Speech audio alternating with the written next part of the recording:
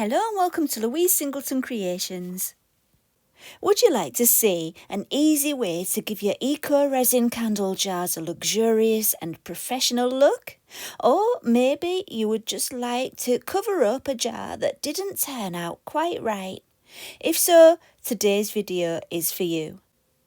Today you'll see me create 4 candle jars with Aqua Cast casting compound from Elichem resins, then easily enhance the look with washi tapes from the Washi Tape shop.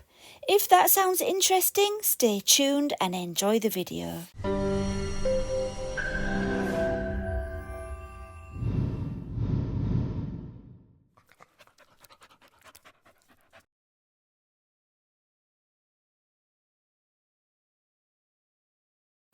For this video, I treated myself to a set of 2 lidded jar silicone moulds from Amazon. Because I'm going to be using washi tape on the outside of my jars, I needed the sides to be vertical and smooth, no curves and no special details. When my moulds arrived, I put them on the weighing scales and filled each one with water to find the volume in grams. And then I went onto the Elichem website and used the Aqua Cast calculator to find out exactly how much water and powder I would need for each jar. And that brings us to where we are now. You can see me measuring out my water and then the powder and mixing up the Aqua Cast ready to pour into the moulds. Next I added the pigment. I chose apricot and then I darkened it up a little bit with some autumn bark. These pigments are from Homeware Design and they're specifically for using with eco resin. After thoroughly mixing in the pigment, it was time to pour it into the mould.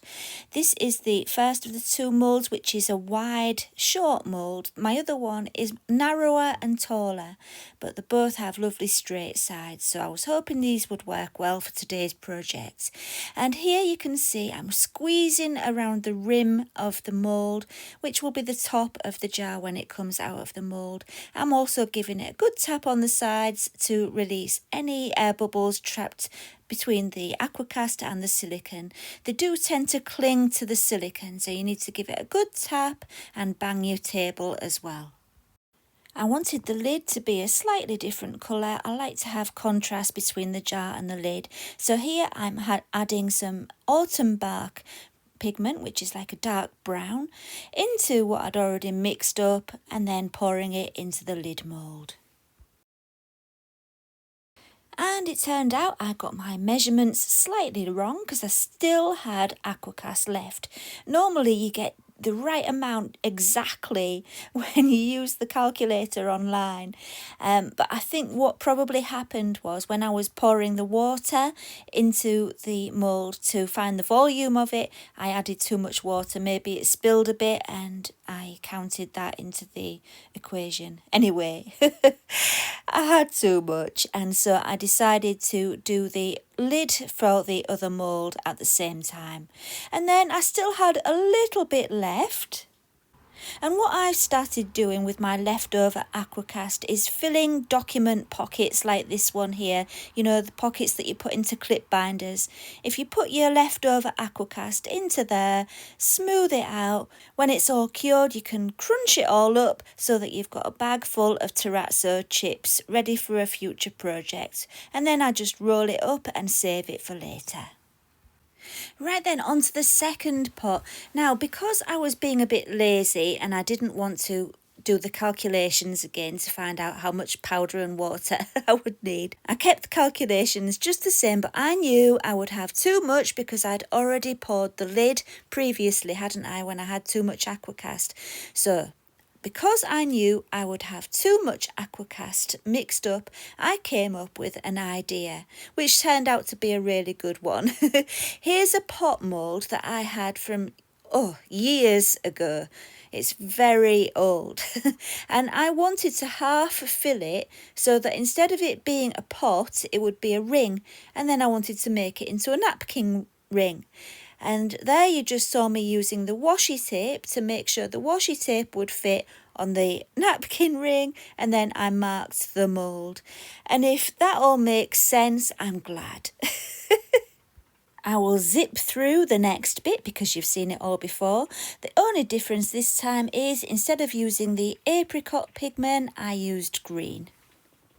And this time I filled the jar mould and the napkin ring mould, which hasn't actually, isn't a napkin ring mould, is it? But I do like to try out different things. After about an hour, you can demould your jars. I actually waited until the next day because I was busy the previous day, and that's fine. You can leave it as long as you like inside the mould. And in fact, in this instance, I was happy to do that because it's a brand new mould and I wasn't sure how thin and delicate the walls of the jar would be. And sometimes, if they're really thin, you can break them when you're demoulding them if you don't leave it long enough to cure. So I gave it plenty of time for that reason as well. And when it came out the mould, I was really happy with this first one. The sides are very smooth, but you always will get some roughness around the curve if you have a mould where, there's a curve in it because the bubbles rise to the top and they can't go any further because they're trapped in that curve. But other than that, yeah, very nice. With the lid moulds, I always wish they would do them the other way up because the top side where you're pouring your Aqua Cast is the top of the lid, and so that turns out rough. But yeah, we'll deal with that soon. No worries there. Right, with this one, I had a problem. Nothing that I did, nothing went wrong with what I did. The problem was with the mould. With moulds, you get what you pay for. If you spend a lot of money on a silicone mould, you will usually get some mould housing with it, which offers support and stops it from distorting. And yeah, normally I would think ahead and put something inside the mould to keep it round, but I forgot with these. And look what happened. I don't know if you can see very well, but it's completely distorted on the inside. And I would probably get away with it, but also it's not even round and the lid won't fit properly. And the plan was to put candle wax in there, so you would probably get away with it. But anyway, I did do it again. And when I've demoulded the other bits, I will show you what I did to rectify the problem. And there, you would never know that there was anything wrong, would you, with the lid on?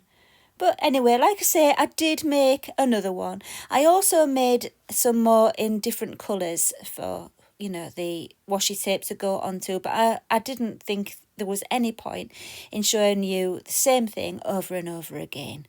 So I ended up with 4 jars and 2 napkin rings. But before I made my extra jars, I did need to find a solution for my collapsing moulds. And here I have a jar of pigment which fits perfectly inside. In the end, I actually found another jar of pigment the same size so I could completely fill the inside of the mould and then it couldn't distort. And I went searching around the house and ended up in my kitchen cupboards for the other one, and I found a jar of cocoa powder would fit just nicely.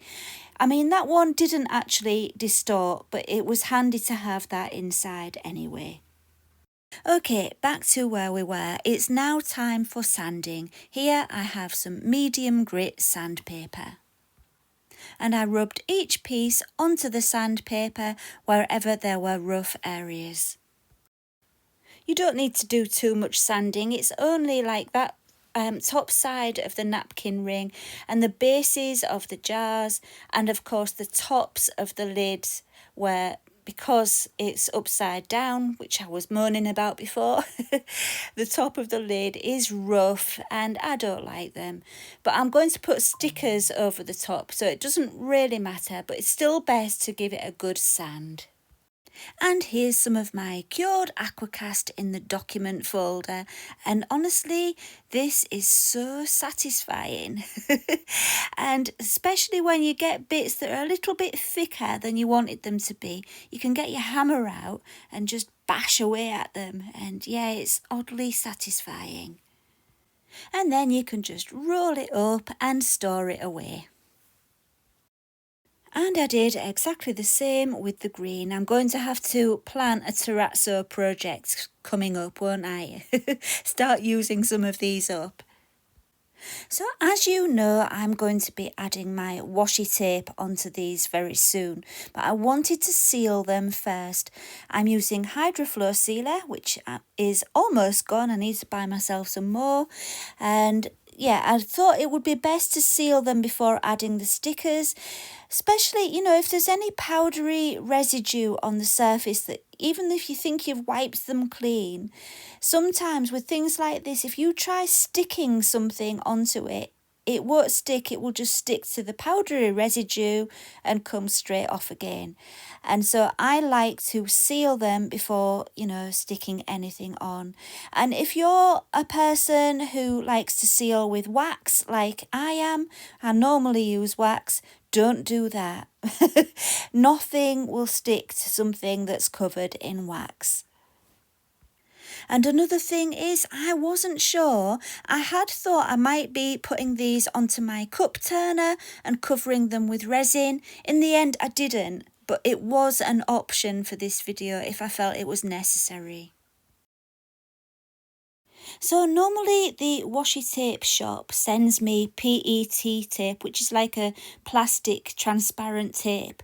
And this time I got some washi tape, which is like a paper tape. And so, yeah, normally I use my PET tape in resin because of, you know, it's plasticky. But this paper one, I thought it would be perfect for Aqua Cast, and the designs are just absolutely stunning. I will put the names of each design up on the screen rather than telling you each one, because for one thing, at the moment, I can't remember what they're all called. But this one was part of a set of 4 different washi tapes, and I just love those designs. So here you can see I'm very carefully putting it onto the napkin and trying to make sure I've got it straight, because whenever you're wrapping a cylinder, it's always a little bit tricky, isn't it, to make sure when you get back to the beginning that the both of the ends meet up. So yeah, I was trying my best to keep it straight. After the successful application, I took a wide lollipop stick and burnished it on to make sure that there were no bubbles or bulges. And for the second napkin ring, I took another washi tape from the same set so that I could make a pair of napkin rings which would complement each other. I was so blown away by these designs that I actually used more from the same set on my 2 jars as well. I just love them. I can't help it. So yeah, I did 4 things altogether with this set of washi tapes. But then I did move on to something else as well. So stay tuned for that. Here's one of the candle jars in progress. And I love this one as well. All these designs are so beautiful. And then here's the second one.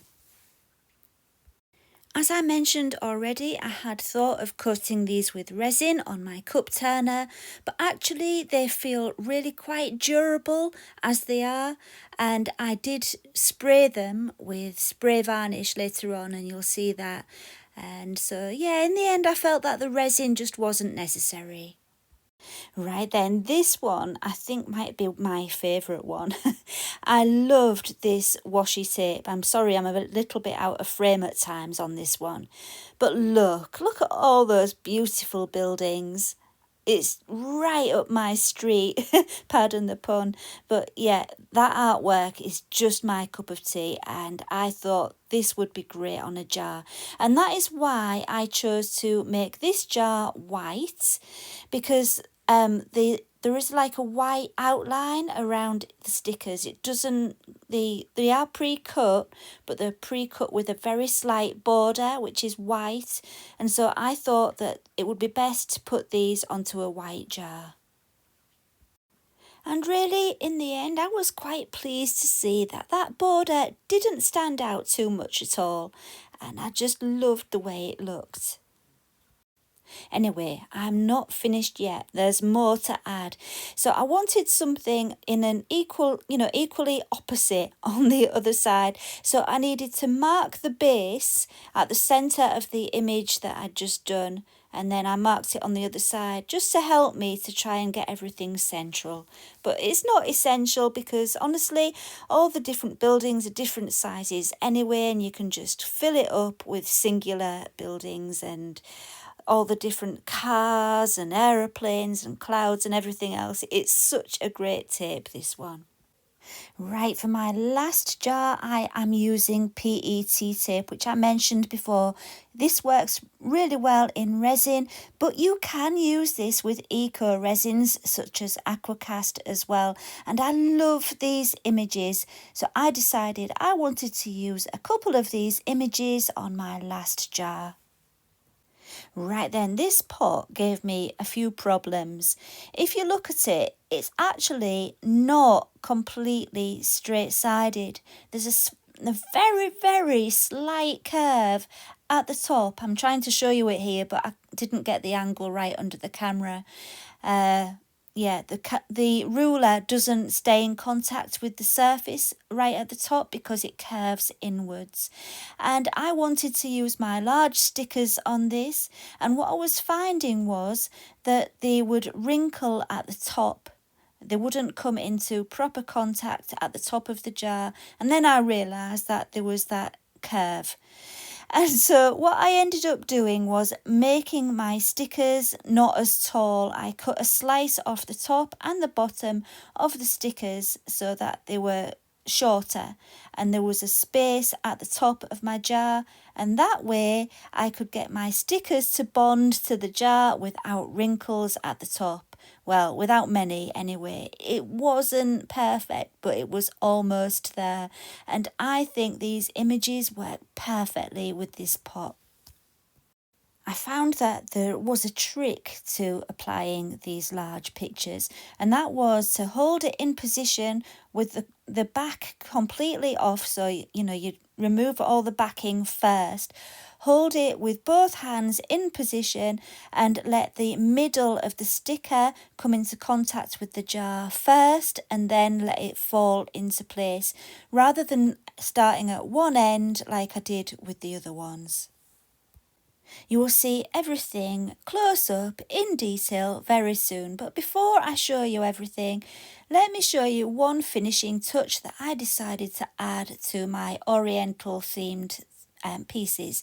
So here I have some copper tape, and I thought that it would work really well on the edges of my napkin rings, and I liked it so much I decided to add it to the tops of my jars as well. The copper tape is very delicate and it can tend to tear as you're applying it if you're not very, very careful.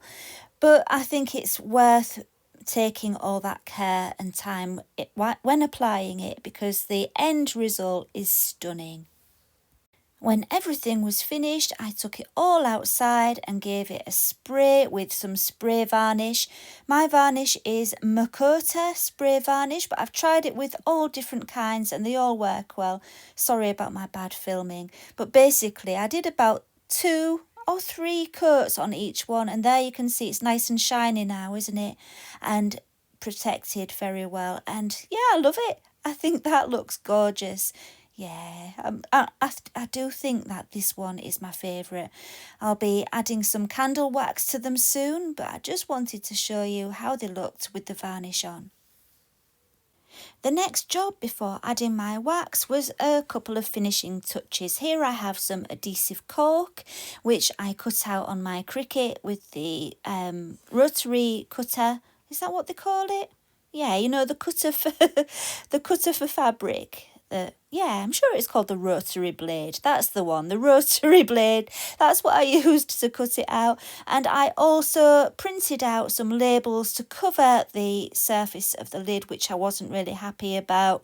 And you would never know that there was ever a problem. And if you're wondering about the labels, I printed onto printable vinyl sticker paper from HTV Ront, and it seemed to work really well, and it stuck to the Aqua Cast very good too. During my time collaborating with Elichem resins on their range of Aqua Cast products, I've really come to know how versatile it really is. There are so many different application techniques and decoration techniques that, the world is your oyster with it. And to be able to embellish it if you need to with stickers and tapes really is the icing on the cake. The very last job was to melt my beeswax and soy wax, add all the different scents and pour my candles. And then the job was complete and I was very happy with the finished results. This one is probably my favourite. I think it's so cute. This is the one that would probably most benefit from being covered with resin because it's so many separate little stickers. But anyway, it was fine with the spray varnish. And here's another lovely one. This one caused me the most grief with those large stickers. They still wrinkled a little bit at the top even after trimming them down, but it did still work really nicely. I just love the tapes on the Aqua Cast. These washi tapes are just stunning, aren't they? And that copper tape that I used on the edges, that really made a big difference too. And I quite liked the fact that I was able to cover up the lids which I wasn't happy with stickers which I printed out. I did the design for the stickers on Canva if you're interested in how I did that. End of another video. I really hope you've enjoyed it and I hope I've inspired you to have a go at making some candle jars yourself. If you've enjoyed the video, please do give it a thumbs up and subscribe if you would like to, and I will see you again next time. Thank you for watching and bye for now.